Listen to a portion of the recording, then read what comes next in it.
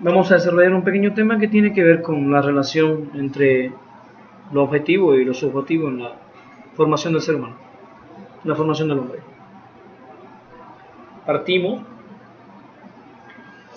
de un principio fundamental. Se nace Homo sapiens sapiens, no se nace humano. Lo humano se aprende, se adquiere, se internaliza, se subjetiviza.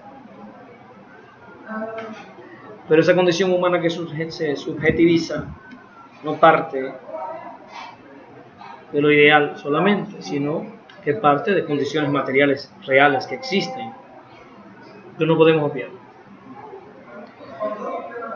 Entonces el ser humano es educado en ciertas condiciones objetivas. Marx le llama relaciones de producción. O sea, yo soy hijo de obrero, estoy en una posición respecto a los medios de producción y soy educado desde esa posición de obrero, de trabajador, de explotador. Y de manera hegemónica, los obreros son educados como obreros con una disciplina de obrero. Sin embargo, esta relación no es newtoniana, es solo una tendencia, porque también dentro de los obreros hay quienes estudian y se preparan y son capaces de saltarse por encima de esas condiciones y elevarse a una emancipación del pensamiento, a pesar de que las relaciones objetivas en las que vive son relaciones de dominación. Entonces tengo que ver las dos partes, lo objetivo y lo subjetivo. No los puedo separar para absolutizar una de esas partes sobre la otra. O sea, creer que solo desde la escuela se puede generar el cambio social sin tomar el poder, cambiar las relaciones de producción, es un error. De la misma naturaleza que el error de creer que cambiando las relaciones de producción, sin cambiar la escuela, sin trabajar la subjetividad, se puede construir el hombre nuevo. Son dos caras de la misma moneda. El hombre es un ser subjetivo que se forma en condiciones históricas concretas. Entonces necesitamos un tipo de educación y solidariamente con ella un tipo de sociedad. Y aún con un tipo de situación, de educación y un tipo de sociedad puede darse que un sujeto se eduque de forma egoísta, competitiva, meritocrática, aunque esté en una sociedad donde la educación sea emancipadora y en un sistema de relaciones que no sean de explotación. Él puede. Ahí vemos la independencia relativa de la subjetividad con respecto a las condiciones objetivas, pero es una independencia relativa. Porque como dice Carlos Marx, en última instancia son las condiciones subjetivas las que van a determinar. El hombre piensa cómo vive, como norma, y en última instancia, en un periodo histórico largo, comprendemos que la masa oprimida piensa como masa oprimida no por la educación que se le da, sino porque vive en condiciones de opresión. Y si no se cambian esas condiciones de opresión, es muy difícil que ella deje de pensarse a sí misma como clase oprimida. Aunque se trabaja y se trabaja y se trabaja para lograr conquistar mayores niveles de conciencia. ¿Por qué estamos aplicando esto? Si lo traemos a la situación mexicana, vemos lo siguiente. Tenemos un gobierno que está tratando de mejorar las condiciones de vida del pueblo, cambiar ciertas relaciones de distribución de la riqueza para lograr bienestar, que sin embargo no logra establecer una reforma educativa que nos dirija hacia la emancipación. Por ese camino puede ocurrir en 6 años, nos pase como en Brasil, en Argentina. Mejoramos mucho los niveles de pobreza, pero no mejoramos la conciencia, y el pueblo puede votar por un Bolsonaro mexicano, o por un Macri mexicano, o por otro Peña Nieto u otro Vicente Fox. Fíjense cómo en estos países que mencionamos se cambiaron ciertas condiciones objetivas, pero no se sirvió una educación que fuera solidaria con ese cambio y produjera una cosa. En el caso opuesto están los maestros peleando la educación, quieren esa educación, pero algunos de esos maestros se alejan del gobierno que está creando las condiciones objetivas y dicen: este gobierno no, lo que queremos es una educación. Cometen el mismo error pero en el sentido contrario. Trabajar la escuela disruptivamente con los cambios objetivos que se están dando en la distribución de la riqueza sería un error similar.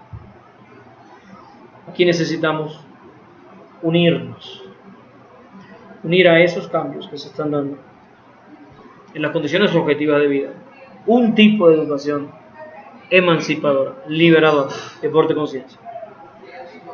Llevar el trabajo con la subjetividad solidariamente con las transformaciones económicas, no separarse.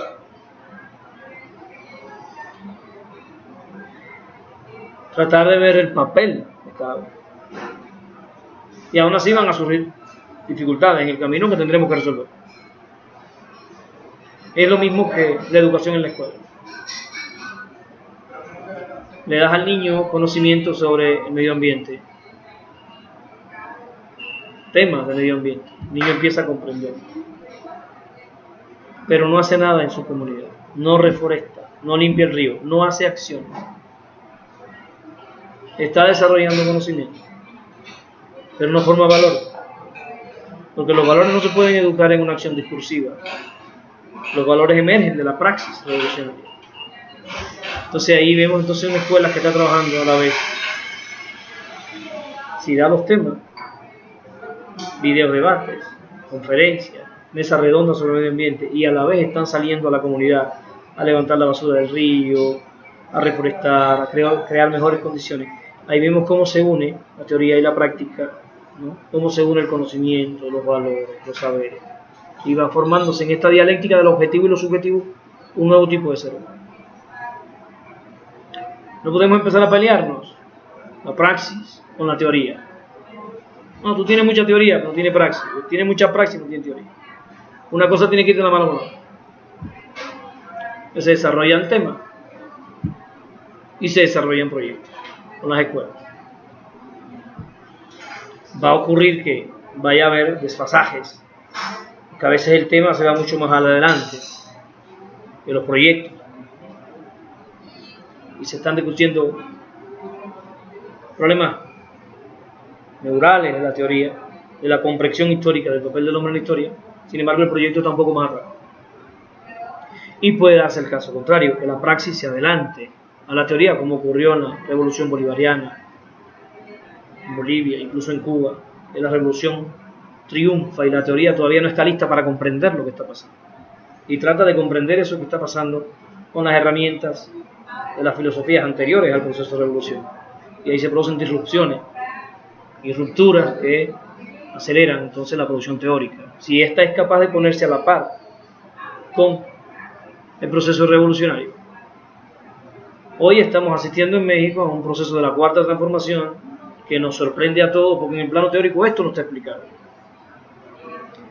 En el plano de la teoría no comprendemos lo que está pasando muchas veces y entramos en conflicto con nosotros mismos, en contradicción con nosotros mismos. Entonces vemos a representantes de la misma clase social, morena, que son oprimidos, maestros que también son oprimidos, originarios que son también oprimidos, en pugnas unos con otros. Porque yo tengo una visión de las cosas y tú tienes otra. Entonces no hemos aprendido a darnos cuenta que estas diferencias en las visiones no deben separarnos.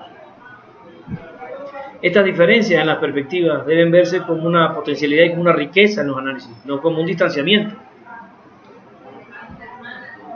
Porque si ahora un compañero expresa una opinión y yo, bueno, ¿y este qué está diciendo? Yo no entiendo, porque espérame.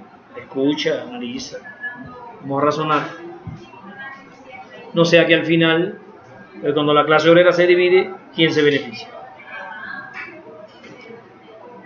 Si los originarios, los maestros, los zapatistas y Morena se separan porque no coinciden, porque no están de acuerdo, porque no ven frente a sí al mismo enemigo histórico, ¿quién sale beneficiado?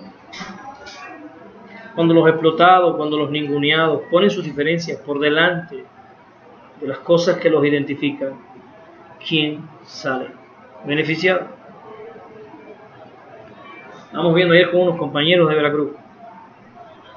El estado de Veracruz solo tiene más de 30 secciones sindicales, maestros que están organizados en más de 30 grupos diferentes, muchos de los cuales están distanciados totalmente, otros se unen para ciertas cosas, después se distancian. Hay una dialéctica ahí donde mi interés personal de grupo se pone por encima de los intereses de todos los maestros, incluso de la nación.